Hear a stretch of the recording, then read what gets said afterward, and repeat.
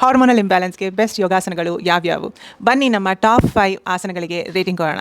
ನಿತ್ಯ PCOSಗೆ ನಿನ್ನ ಪ್ರಕಾರ ಬೆಸ್ಟ್ ಆಸನ ಯಾವುದು?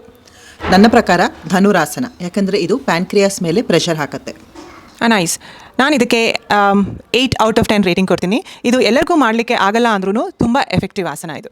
ಅಂಜು, ಪೀರಿಯಡ್ಸ್ ಟೈಮಲ್ಲಿ ಮೂಡ್ ಸ್ವಿಂಗ್ಸ್ ಇರುತ್ತೆ, ಅದಕ್ಕೆ ಯಾವ ಆಸನ ಮಾಡಿದ್ರೆ ಒಳ್ಳೆಯದು? ಸೊ ನನ್ನ ಪ್ರಕಾರ ಭುಜಂಗಾಸನ ಒಳ್ಳೆಯದು. ಯಾಕೆ ಅಂದರೆ ಅದು ನಮ್ಮ ಆಡ್ರಿನಲ್ ಗ್ಲ್ಯಾಂಡ್ನ ಆ್ಯಕ್ಟಿವೇಟ್ ಮಾಡುತ್ತೆ, ಇದರಿಂದ ನಮ್ಮ ಮೈಂಡ್ ಕಾಮ್ ಆಗುತ್ತೆ. ನಿನ್ನ ರೇಟಿಂಗ್ ಏನು? ನನ್ನ ಪ್ರಕಾರ 8.5. ಓಕೆ. ನಮ್ಮ ಪೆಲ್ವಿಕ್ ಏರಿಯಾದಲ್ಲಿ ಜಾಸ್ತಿ ಬ್ಲಡ್ ಸರ್ಕ್ಯುಲೇಷನ್ ಮಾಡಲಿಕ್ಕೆ ಯಾವ ಆಸನ ಒಳ್ಳೆಯದು ಅಂತ ಹೇಳ್ತೀಯ? Malasana, definitely. This works like a magic for the hormonal imbalance. Nice. Malasana ನಾನು ಇದಕ್ಕೆ 9 ಔಟ್ ಆಫ್ 10 ರೇಟಿಂಗ್ ಕೊಡ್ತೀನಿ. ಯಾಕೆ ಅಂದರೆ ಇದನ್ನು ಯಾರು ಬೇಕಾದರೂ ಮಾಡ್ಬೋದು. ಅಂಜು, ಸೊ ಥೈರಾಯ್ಡ್ ಪ್ರಾಬ್ಲಮ್ ಇರೋರಿಗೆ ಯಾವ ಆಸನ ನಿನ್ನ ಪ್ರಕಾರ ಬೆಸ್ಟ್?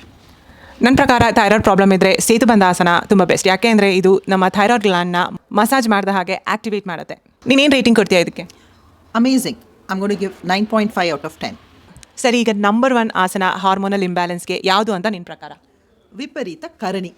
ಎಕ್ಸಾಕ್ಟ್ಲಿ, ನಾನು ಅದನ್ನೇ ಅಂದ್ಕೊಂಡಿದ್ದೆ. ಸೊ ಇದಕ್ಕೆ 10 ಔಟ್ ಆಫ್ 10 ರೇಟಿಂಗ್ ಖಂಡಿತ ಅಲ್ವಾ? ಸ್ಟ್ರೆಸ್ ಕಡಿಮೆ ಮಾಡೋಕ್ಕೆ ಇದಕ್ಕಿಂತ ಒಳ್ಳೆ ಆಸನ ಇಲ್ಲ. ಎಲ್ಲ ಆಸನಗಳನ್ನು ಹೇಗೆ ಸರಿಯಾಗಿ ಮಾಡಬೇಕು ಅಂತ ನಾವು ನಿಮಗೆ ಹೇಳ್ಕೊಡ್ತೀವಿ. ಲಿಂಕ್ ಬಯೋದಲ್ಲಿ ಇದೆ, ಈಗಲೇ ಜಾಯ್ನ್ ಆಗಿ.